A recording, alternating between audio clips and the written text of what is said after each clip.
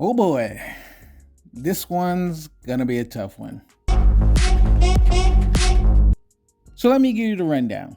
Checkmate is about a detective who finds herself unraveling a mystery of a killer who carves chess moves into his victims' bodies and has to solve this mystery before she can solve the crime. Meanwhile, she has to deal with daddy issues.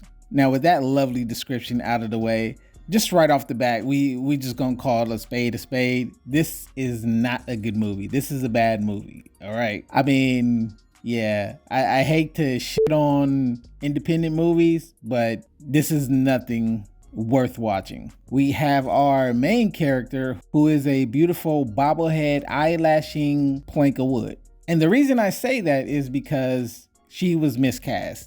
She should have been a background actor. Most of her lines are delivered with a real bobblehead effect. Like she's always nodding her head every sentence she delivers. Her line deliveries are just atrocious. On top of the fact that she bats her eyes like 50 times a minute, and it's just like, okay, take those lashes off and we might be able to work something out. You might be able to get a good, decent performance in here. Not only that, did the makeup artist just cake on the makeup.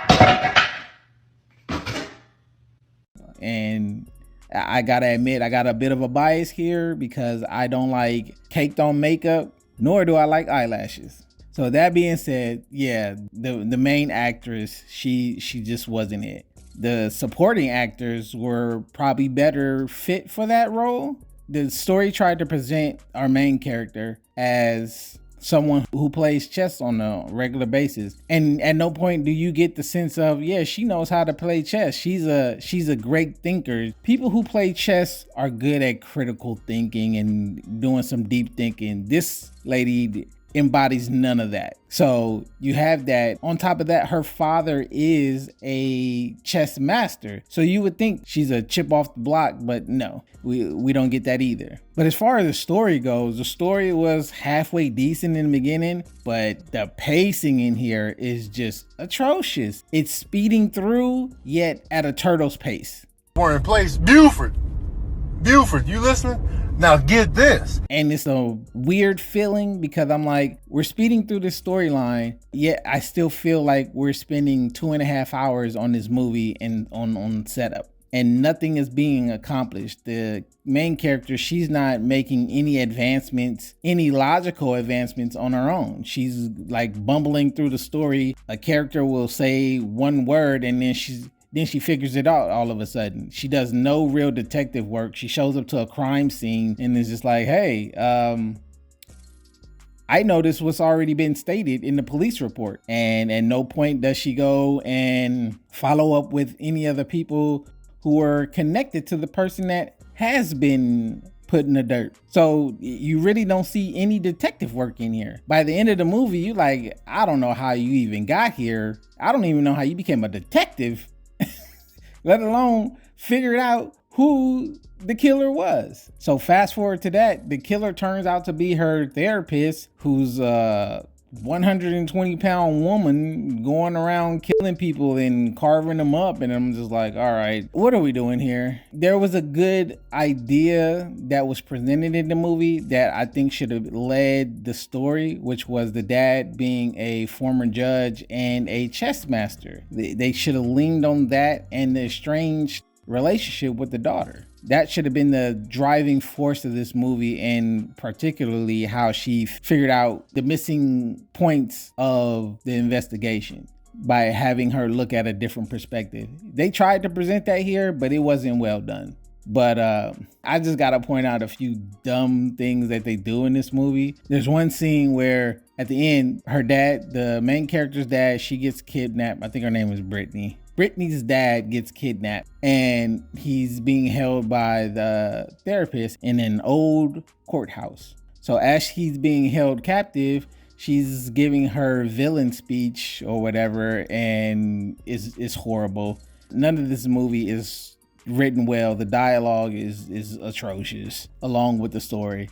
But anyway, he's being held captive. Brittany shows up to this warehouse to free him, and they have a little altercation. The therapist runs off. Mind you, the dad was tied to the chair the whole time of this altercation. The therapist runs off and runs up these little metal stairs. Brittany leaves her tied down father in the chair, strapped to the chair, runs off and chases after the therapist. And I'm just sitting here like, what? That's not what somebody would do. You would let him go and so he can get to safety. You wouldn't leave him tied up to a chair and you don't even know how many perpetrators are there. Like that's dumb move number one. Anyway, moving on, she's chasing down the therapist. She finds herself in a part of the warehouse where there's a mirror there.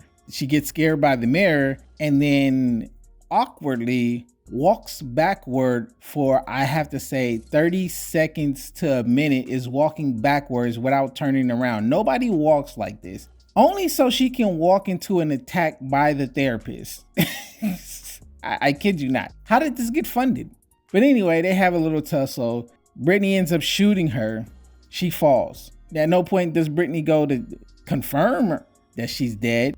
No point did Brittany even call for backup or say, hey, shots fired, officer injured, nothing of the sort. Doesn't even take the weapon from the therapist. Leaves her lying there, does none of this. She walks over to finally free her dad and does an awkwardly... I can't make this up. She squats awkwardly to set her gun beside her on the floor before she ties up her dad. Mind you, she has a holster for this police issued weapon. Why she doesn't holster it, anybody's guess. But anyway, she sets her gun down on the floor awkwardly and starts to untie her father. The therapist somehow, with a stab wound or with a gunshot wound, walks down this long metal grated, I guess you would call it an overpass, and screams and jumps down onto Brittany, only for Brittany to grab her gun and shoot as she flails in the air, gets shot in the face and dies. I literally audibly laughed out loud at this moment. It was so stupid. So let's back up a little too. There was a scene before she even went to the warehouse where she finds out that her dad is being taken and she has to go find him. She picks up her holstered gun, takes it out the holster to look at it, and then reholsters the gun. I mean, this movie has got classic D-level screenwriting present all day. So I would not recommend this to anyone. This is a half pawn out of 5. Go watch The Thicket. Far superior movie. So after reviewing what Tubi Originals had to offer, I'm gonna have to change this little series to like Streaming Tuesdays or something. I'll figure out a name, but Tubi doesn't have enough intriguing original series. There's a lot of originals, but nothing that will really catch your eyes. Anyway, that's it for me for this review. If you like the review, like, share, comment, subscribe, and I'll catch you on the next one.